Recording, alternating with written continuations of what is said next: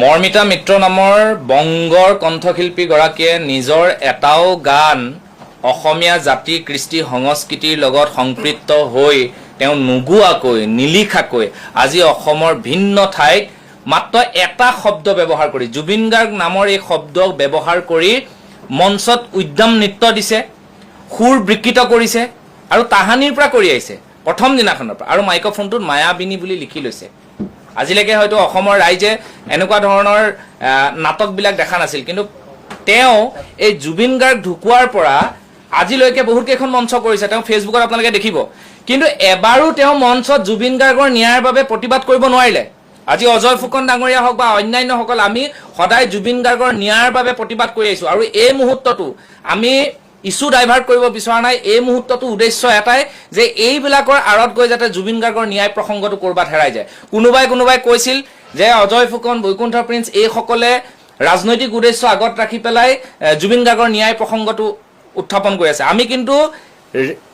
মানে নিৰ্বাচন যোৱাৰ পিছতো সমানে কৰি আছোঁ আৰু ভৱিষ্যতেও কৰি যাম। প্ৰত্যেকজন অসমবাসীৰ ৰাইজে এইটো উপলব্ধি কৰিব লাগে যে যিগৰাকী কণ্ঠশিল্পীৰ এটাও গান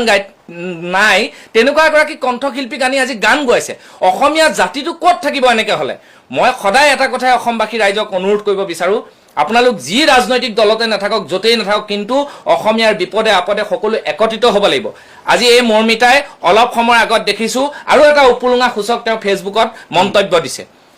জুবিন গাৰ্গৰ ভগ্নীক অসমৰ ৰাইজে এতিয়া ভগ্নী বুলি ভাবে, সকলোৰে ভগ্নী বুলি ভাবে। তেওঁ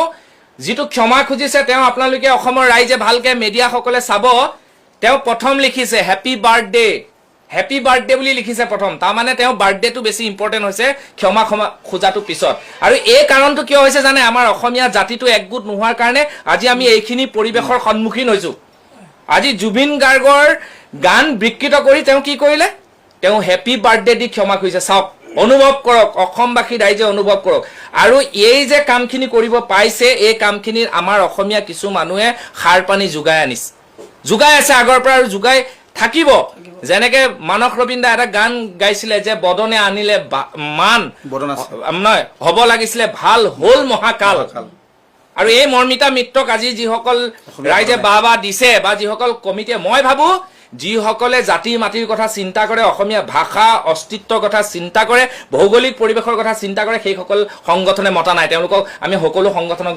দুখ দিব নাযাওঁ। ছাত্ৰ সন্থাৰ বিষয়ববীয়াসকলে অলপ দেৰি আগত মন্তব্য প্ৰকাশ কৰিছে, ক'ৰবাৰ কোনোবা এটা সৰু মঞ্চ, ক'ৰবাত কোনোবা 4জনমান মিলি পেলাই পতা অনুষ্ঠানত পাতিছে। আৰু এটা দুখৰ বিষয় যে জুবলি বাইদেউৰ অনুষ্ঠানত কালি কি কৰিছে? জুবিন গাৰ্গৰ ন্যায়ৰ কাৰণে প্ৰতিবাদ কৰিছে। এইটো হয়তো এই বংগৰ যিগৰাকী কণ্ঠশিল্পী, তেওঁ হয়তো এইটো এটা মানে ক'ৰবাত স্থিতি, ক'ৰবাত এওঁ পিঙাই দিছে যেন অনুমান হৈছে। সেইখন মঞ্চতে ইমান ৰাজনৈতিক মিটিং হৈছিল, কিয় তাত প্ৰতিবাদ নহ'ল? জুবলি বাইদেৱে জুবিন গাৰ্গ ঢুকুৱা দিনাখনৰ পৰা গৰিমা শইকীয়া গাৰ্গৰ ঘৰত উপস্থিত আছে। বিহু অনুষ্ঠানলৈ যোৱাৰ আগত আমি সিদিনা দেখিছোঁ জুবিন ক্ষেত্ৰত গৈ তেওঁ সেৱা লৈছে, চকু পানীৰে তেওঁ বুজাই আছে যে জুবিন গাৰ্গৰ ন্যায় লাগে। তাৰপিছত কি মুখেৰে কৈ দিব লাগিব নি? চিঞৰি থাকিব লাগিব নি? সকলোৱে কোৱা ষ্টাইলবোৰ বেলেগ বেলেগ। প্ৰত্যেকখন মঞ্চতে জুবিন গাৰ্গৰ গান সুন্দৰ ৰূপে সুস্থিৰভাৱে পৰিৱেশন কৰি জুবিন গাৰ্গক যিটো শ্ৰদ্ধা দিছে, তেনেকুৱা জুবলি বাইদেউৰ অনুষ্ঠানত অসমৰ একাংশ লোকে প্ৰতিবাদ কৰাটো কিন্তু নিজৰ বুকুতে কুঠাৰ মৰাৰ নিচিনা কাম কৰিছে। এইটো কাম নকৰিব, এইটো খুব বেয়া কথা। ৰাজনৈতিক মঞ্চত আপোনালোকে কৰাহেঁতেন আপোনালোকক আমি বাহ দিলোঁ। আৰু মৰ্মিতা মিত্ৰক সজোৰে কৈছোঁ, উদ্যক্ত কণ্ঠেৰে কৈছোঁ যে অসমৰ জাতি মাটিৰ লগত নেখেলিব। বহুত হ'ল, কৃষ্টি সংস্কৃতি ভাষা সকলোকে শেষ কৰিব আমি নিদিওঁ। আৰু এই যি যুৱ প্ৰজন্ম, এই যুৱ প্ৰজন্মই কিন্তু আজিকালি খুব একতা। আজি দেখিছে নহয় ছ'চিয়েল মিডিয়াত কেনেকুৱা ধাৰাসাৰ প্ৰতিবাদ হৈছে, আৰু ডিজিটেল যুগত ডিজিটেল প্ৰতিবাদ হ'ব। মৰ্মিতা মিত্ৰই লাষ্ট যিজন তেওঁৰ মেনেজাৰ আছিল, মেনেজাৰজনকো তেওঁ অসমীয়া মেনেজাৰজনক উলিয়াই দিছে। আৰু এটা সাংঘাতিক কাম কৰিছিলে, আপোনালোকে খবৰ ল'লে গম পাব যে তেওঁ চাউণ্ড ছিষ্টেমটো তেওঁ আনিব বিচাৰিছিলে কলকাতাৰ পৰা, এজন বহিৰাগত মানুহৰ পৰা। তেতিয়া অসমৰ যিসকলে চাউণ্ড দিয়ে, সেই চাউণ্ডৰ মালিকসকল এটা গ্ৰুপত আছে। তেতিয়া ইজনে সিজনক প্ৰশ্ন কৰিলে যে তোমালোকৰ কোনোবা চাউণ্ড বুক কৰিছে নেকি? নাই কৰা। তেওঁ কি কৰিছিলে? অসমৰ মানুহ এজন ভাড়াত ল'ব বিচাৰিছিলে, মানে মালিক হিচাপে, মানে মালিক দেখাব অসমৰ, কিন্তু মেইন মালিক থাকিব কলকাতাত। গতিকে আপোনালোকে ভাবি চাওক কেনেকুৱা চক্ৰান্ত এনেকুৱা শিল্পীৰ মন হ'ব পাৰেনে এটাও গান নথকা মানুহক লোকৰ গান গাব জুবিন গাৰ্গৰ গান এটা সকলোৱে গাওক আমি তাক ভাল পাইছোঁ জুবিন গাৰ্গৰ গান গাবলৈ যোৱাটো চেষ্টা কৰাটো আমাৰ কাৰণে গৌৰৱৰ কথা সকলোৱে যোনে নাজানে সিও মায়াবিনীটো অকণমান গাই তেওঁক শ্ৰদ্ধা দিব বিচাৰিছে কিন্তু এইটো নহয় যে জুবিন গাৰ্গৰ সেই মায়াবিনীক লৈ তোমালোকে বেপাৰ কৰিবা এনেকুৱা হ'বলৈ নিদো পৰৱৰ্তী সময়ত আমি চকু ৰাখিম আৰু কেইবাজনো কণ্ঠশিল্পীৰ লগত আমাৰ যোগাযোগ হৈছে অসমৰ বহু কণ্ঠশিল্পীয়ে জুবিন গাৰ্গৰ গান সুন্দৰভাৱে প্ৰতিষ্ঠা কৰিছে নিজৰ জেগাত গতিকে আমি তেখেতসকলক সদায় উদ্যম উৎসাহ যোগাম পৰৱৰ্তী সময়ত যাতে কোনো বহিৰাগতই জাতিটোতো শেষ কৰিব গৈছে আপোনালোকে জানেই পৰৱৰ্তী সময়ত আৰু এটা সংস্কৃতিৰ এই যিডাল ৰাজহাড়ডাল ভাঙাৰ চেষ্টা কৰিছে আমি তাক কেতিয়াও ভাঙিব নিদিওঁ পৰিয়া লোকগীত যিখিনি আমি কওঁ সেইখিনি বেংগলৰ ফক চং হয় আৰু তেতিয়া আমি যেতিয়া আমাৰ বংগ বিভাজন হোৱা নাছিল তেতিয়া এইখিনি এৰিয়া তাৰমানে আমাৰ গোৱালপাৰা এইখিনি কোচবিহাৰ এইখিনি এৰিয়া মানে কিছু এৰিয়াত মানে প্ৰভাৱটো আছিলেই আৰু সেইকাৰণে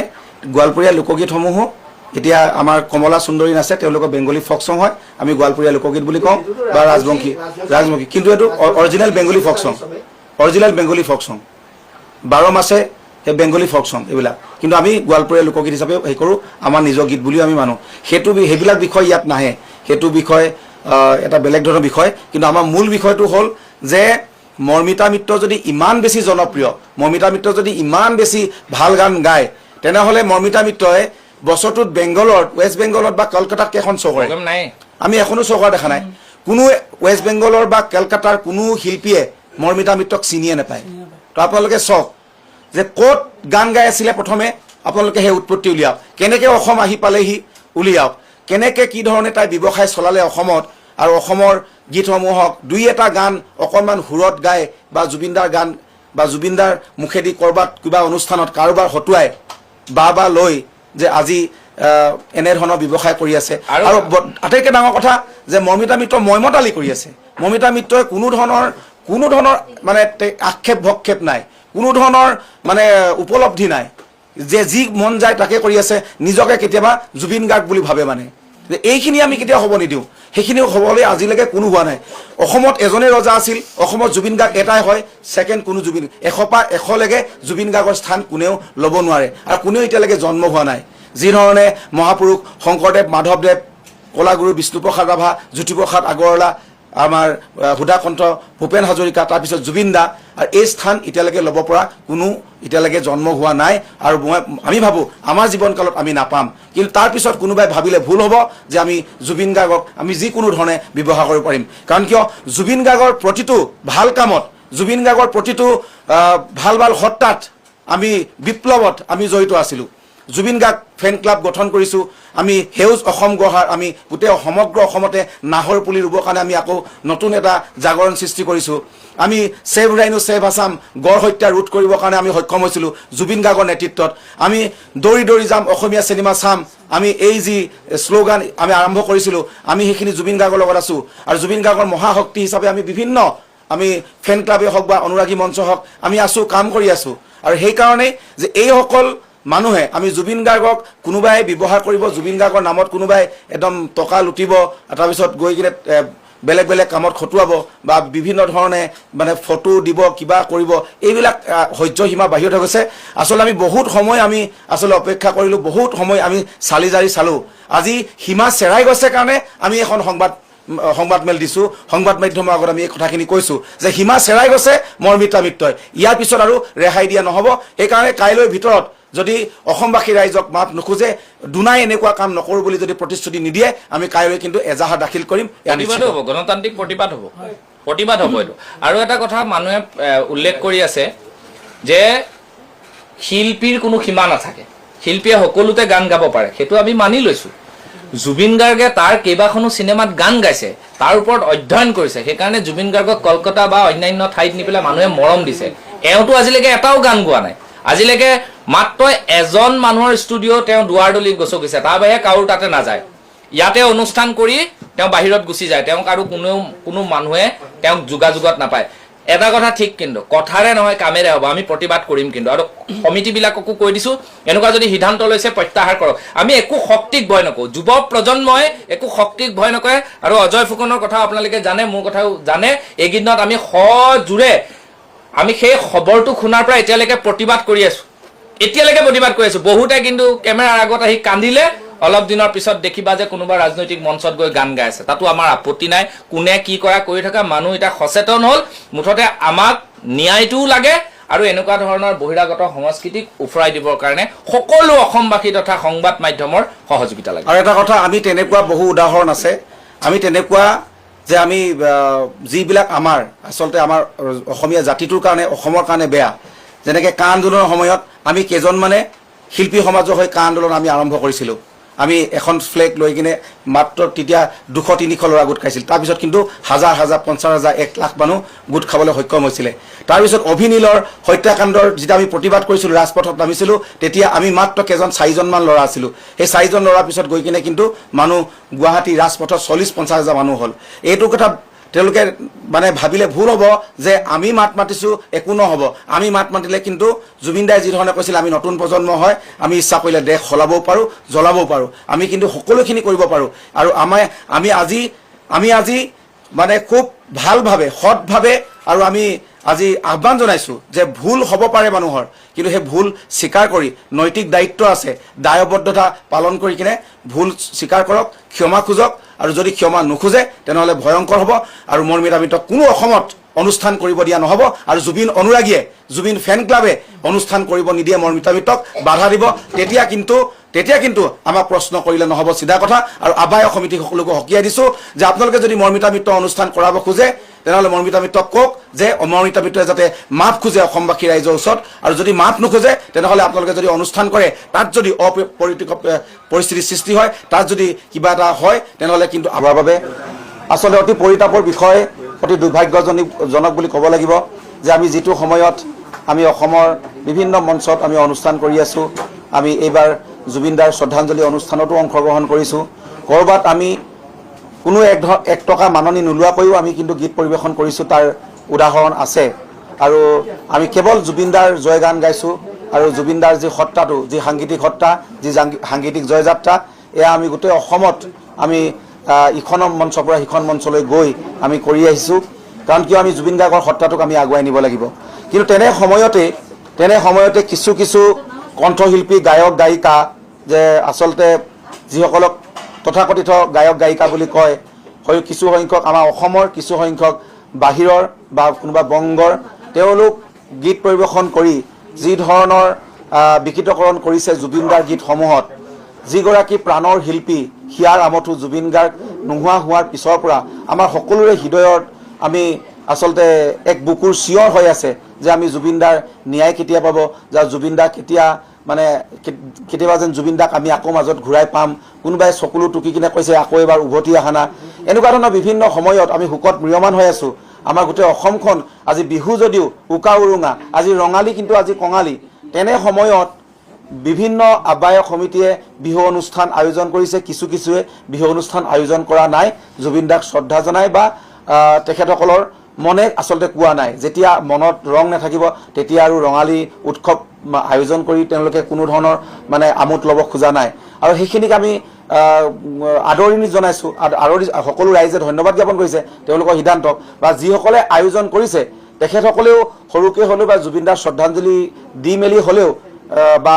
সুধাকণ্ঠ ভূপেন হাজৰিকাদেৱৰ আচলতে শতবাৰ্ষিকী আচলতে 100 বছৰীয়া জয়ন্তী তেওঁলোকে পালন কৰিছে আমি নিশ্চয় তেওঁলোককো আমি আদৰণি জনাইছোঁ কিন্তু কিছু আহ্বায়ক সমিতি এনেকুৱা আহ্বায়ক সমিতিও আছে যিসকলে নেকি যে জুবিন গাৰ্গৰ দৰে মহান শিল্পীগৰাকীৰ সৃষ্টিসমূহক গীতসমূহক ভুল ৰূপত উপস্থাপন কৰিছে বিকৃতকৰণ কৰিছে বিশেষকৈ এতিয়া এইবাৰ চকুত আহিছে এই মৰ্মিতা মিত্ৰ নামৰ এগৰাকী বংগৰ গায়িকা যিগৰাকী গায়িকাই কাৰ সাহসত আছে কাৰ পৰোচনাত বা কাৰ লৈ ইমান বেছি মানে ময়মতালি কৰিছে অসমীয়া গীতসমূহৰ ওপৰত কোনো ধৰণৰ চৰ্চা নকৰাকৈ কেৱল জুবিন দাৰ নাম লৈ জুবিন দাৰ নামত জুবিন দাৰ কেইটামান গীত গাই 3-4 লাখ টকা মাননি লৈ অসমৰ মঞ্চত আৰু যিবিলাক আহ্বায়ক সমিতি আচলতে অসমীয়া শিল্পী বিৰোধী আহ্বায়ক সমিতি আছে যিবিলাকে অসমীয়া শিল্পীক বেয়া পায় সেই আহ্বায়ক সমিতিসমূহে মৰ্মিতা মিত্ৰৰ সেই ভুলভাৱে উপস্থাপন কৰা গান বা জুবিন দাৰ বিকৃতকৰণ কৰা গান তেওঁলোকে পৰিৱেশন কৰিবৰ বাবে সুবিধা দিছে মঞ্চ এখন দিছে তেওঁলোকে বাহ দিছে তেওঁলোকে একদম মানে আনন্দত মানে উল্লাসত মানে উটি ভাহি গৈছে এনেকুৱা কেতিয়াও আমি হ'ব দিব নোৱাৰোঁ কাৰণ কিয় জুবিনদাৰ গীতসমূহক সঠিক ৰূপত উপস্থাপন হ'ব লাগিব জুবিনদাৰ গীতসমূহক সংৰক্ষণ কৰিব লাগিব এয়া আমাৰ অধিকাৰ আৰু আমি জুবিন অনুৰাগী মঞ্চ সদৌ অসম জুবিন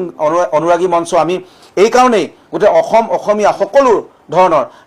সাংবাদিকৰ পৰা সাহিত্যিকলৈকে শিল্পীৰ পৰা চিকিৎসকলৈকে ঠেলাৱালাৰ পৰা ৰিক্সাৱালাৰ পৰা একদম IAS অফিচাৰজনলৈকে আমি জুবিন অনুৰাগী মঞ্চত সকলো আছে সকলোখিনি মানুহ জড়িত আছে আজি ব্যস্ততা খাতিৰত সকলো আহিব পৰা নাই কিন্তু সময়ত যেতিয়া প্ৰয়োজন হ'ব ৰাজপথত আহিব লাগিব বা এনেকুৱা ধৰণৰ যি কুকাণ্ড কৰি থাকিব তাৰ প্ৰতিবাদ কিন্তু জনাবই বা সকলোখিনি মানুহ ওলাই আহিব আজি মৰ্মিতা মিত্ৰই ভুল কৰিছে এয়া স্পষ্ট কথা আৰু যেতিয়ালৈকে মৰ্মিতা মিত্ৰই এই ভুলৰ ক্ষমা নোখোজে নৈতিক দায়িত্ব স্বীকাৰ নকৰে যে অসম বিৰোধী কাজ কৰিছোঁ বুলি যদি স্বীকাৰ নকৰে বা জুবিন গাৰ্গক অসন্মান কৰিছোঁ বুলি বা জুবিন গাৰ্গৰ মান হানি কৰাত মোৰ ভুল হৈছে বুলি ক্ষমা নোখোজে সেই পৰ্যন্তলৈ কিন্তু আমি তেখেতক মাফ কৰি নিদিওঁ আৰু যদি 24 ঘণ্টাৰ ভিতৰত মৰ্মিতা মিত্ৰই যদি তেনেধৰণৰ কোনো ধৰণৰ ক্ষমা নোখোজে তেনেহ'লে আমি মৰ্মিতা মিত্ৰৰ বিৰুদ্ধে আমি জুবিন গাৰ্গ অনুৰাগী মঞ্চ শিল্পী সমাজৰ হৈ আমি কাইলৈ আমি এজাহাৰ দাখিল কৰিম এয়া চিধা কথা আৰু মৰ্মিতা মিত্ৰ এৰেষ্ট হ'ব লাগিব মৰ্মিতা মিত্ৰই কোনো অনুষ্ঠান কৰিব নোৱাৰিব আৰু জেল হাজতলৈ প্ৰেৰণ কৰা যাব কাৰণ কি ইতিমধ্যেই তেনেধৰণে জুবিন গাৰ্গৰ মানহানি কৰা জুবিন গাৰ্গৰ পৰিয়ালক বিভিন্ন ধৰণৰ বিৰূপ মন্তব্য আৰোপ কৰা শিখা শৰ্মাক আমি জেল হাজতলৈ প্ৰেৰণ কৰি জেলৰ ভাত খুৱাই পঠিয়ালোঁ সেয়া সকলোৱে দেখিছে আৰু মৰ্মিতা মিত্ৰও হাৰি যাব নোৱাৰিব যোনেই নহওক মৰ্মিতা মিত্ৰক যোনেই আজি তেওঁক চাহ হৈ থিয় নিদিয়ক কিয় বা মমিতাক বচাব খুজিব বা কোনোবা মমিতাক আৱৰণ দি কিনে বচাব খুজিব কোনেও নোৱাৰিব কোনো ৰেহাই নাপাব যিসকলে এনেকুৱা কাম কৰিব তেওঁলোককো উচিত প্ৰত্যুত্তৰ দিয়া যাব উচিত জবাব দিয়া যাব যে তেওঁলোককো কিন্তু অসমৰ পৰা অসম বিৰোধী কাৰ্য কৰা বুলি তেওঁলোককো অসমৰ ৰাইজে অসমীয়া ৰাইজে বৰ্জন কৰা হ'ব আমি অনুৰোধ জনাইছোঁ মৰ্মিতা মিত্ৰই ক্ষমা নোখোজা পৰ্যন্ত যদি কোনোবা অনুষ্ঠান কৰে আজি বা কাইলৈ মই অসমবাসী ৰাইজক জুবিন অনুৰাগীক অনুৰোধ জনাইছোঁ মৰ্মিতা মিত্ৰ অনুষ্ঠান বৰ্জন কৰক আহ্বায়ক সমিতিক অনুৰোধ জনাইছোঁ মৰ্মিতা মিত্ৰক ক্ষমা খুজিবলৈ তেওঁলোকে জবাবদিহি কৰক মৰ্মিতা মিত্ৰক তেওঁলোকে হেঁচা প্ৰয়োগ কৰক যদি নকৰে অনুষ্ঠান পৰিৱেশন কৰিব নিদিওঁ বুলি আপোনালোকেও কওক আপোনালোকেও বৰ্জন কৰক মৰ্মিতা মিত্ৰক যদি আপোনালোকে তেনেকুৱা কাম নকৰে যদি মৰ্মিতা মিত্ৰৰ গীত গাওঁতে কোনোবাই বাধা দিয়ে বা অপৰিতিক পৰিস্থিতি যদি সৃষ্টি হয় তেনেহ'লে আপোনালোকে জবাবদিহি হ'ব আপোনালোক দায়ী হ'ব সেইসকল আহ্বায়ক সমিতিক কৈছোঁ যিসকল আহ্বায়ক সমিতিয়ে মৰ্মিতা মিত্ৰক 3 লাখ 4 লাখ টকা দি চুক্তিবদ্ধ কৰিছে অসমত কি শিল্পী নাছিলে নেকি অসমীয়া শিল্পীসকলৰ কি নাই নেকি অসমীয়া শিল্পীসকলে কি গান গাব নাজানে নেকি